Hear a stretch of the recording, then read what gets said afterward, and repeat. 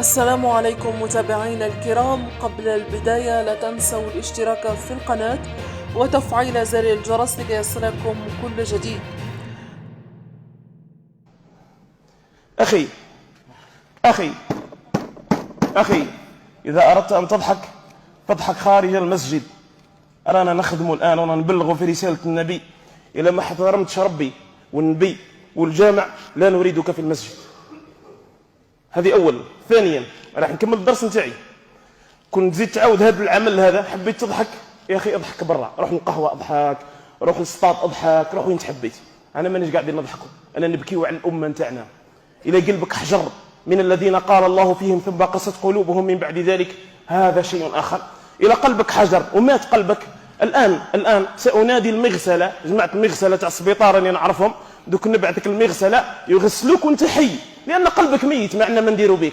الأمة ضايعة، الإمام يعيط، الناس كلها غير منتبهة، تدعي ربي كاش ما يتوب علينا، كاش ما يرجعنا لطريق ربي، انت قاعد تضحك انت وزملائك. الآن سأنادي المغسلة تاع المقبر تاع المستشفى اللي نعرفهم، يهينونا كفن ولا زوج من الناس هذه اللي قاعدة تضحك، يغسلوكم ويكفنوكم، نديروا فيكم مزية، نصلوا عليكم. واش ندير لكم؟ نخليكم هكذاك نطيشوكم في المقبرة ونتهنوا منكم. ما عندنا ما نديروا بناس كيما هذا، ما عندنا ما نديروا بهم يا أحبة رسول الله. شاد براسه في الجامع، خليه يشد الواحد اللي حب يرفع الإيمان تاعه والله كذا. سبحان الله. إن مما أدرك الناس من كلام النبوة الأولى: إذا لم تستحي فعل ما شئت. لو جئت مصليا والإمام على جالي وقف الدرس وقال هذه الكلمات والأمة تسمع، نروح ندفن روحي الآن. على جالك توقف الدرس لأنك أسأت الأدب مع الله أولا. شفتوا الخلل تاع الأمة؟ هل رأيتم البابا تاع الكنيسة يتوقف يوما على واحد يقول له اسكت؟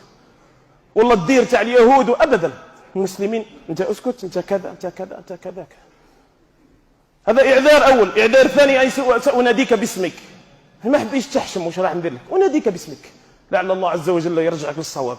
هذا آخر إنذار أقدمه لك يا سيدي، ولا زلت أحترمك. راني في الدرس، ما عجبكش الدرس، ما عجبكش المسجد، ما عجبكش الإمام، ما عجبكش المصلين، ما عجبكش الكلام، هذا احنا نقول وش قال ربي وش قال النبي. ما عجبكش ريح ليه في الخارج، كي يكمل الدرس روح ادخل انقب هذوك الركعتين كيما مالك نقبهم، روح خطينا نخدم على روحي. صلى الله سبحانه وتعالى الهدايه. شو أمة محمد وين حقها ربي؟ شفتوا انتوا الصراحه يا أحبة رسول الله. هذا ما كان ضحك. يا خاوتكم في سوريا يموتوا، خاوتكم منا مطيشين، وخاوتكم مش عارف شو. كثرة الضحك تقسي القلوب، يموت قلبك، تقسي.